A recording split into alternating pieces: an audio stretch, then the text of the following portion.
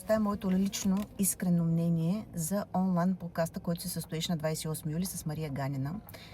Подкаста беше за синдрома на самозваница. Той се състоеше в MBH клуб. Така, преди да бъде обявен тази дата за синдрома на самозваница, лично аз не бях запозната с този синдром и прочетах преди да бъде обявена датата за подкаста, всъщност какво представлява той.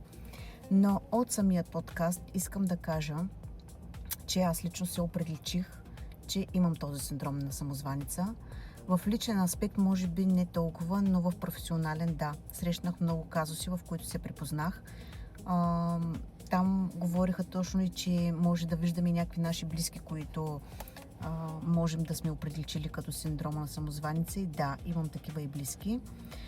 Хареса ми това, че се говореше и за хейта, за социалните мрежи, за всички неща, които в момента ни заобикалят. Толкова подробно бяха обяснени и толкова професионално, така че ако все още не сте станали член на ABH Club, може да го направите, тъй като наистина информацията, която се дава там, семинарите, които ще се провеждат, подкастовете, които преминаха и ще има, там наистина се случват неща, които са от ежедневието ни, които ни докосват, които ще ни бъдат полезни за напред, ако искаме да се развиваме и ако не искате, имате синдрома на самозваница. Така че наистина аз мисля, че много голям процент от колегите ми имат този синдром, даже не го осъзнават.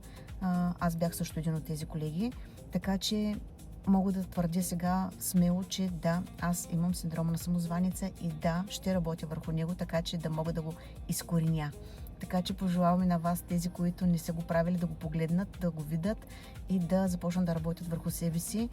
И пожелавам един хубав и усмихнат ден от мен.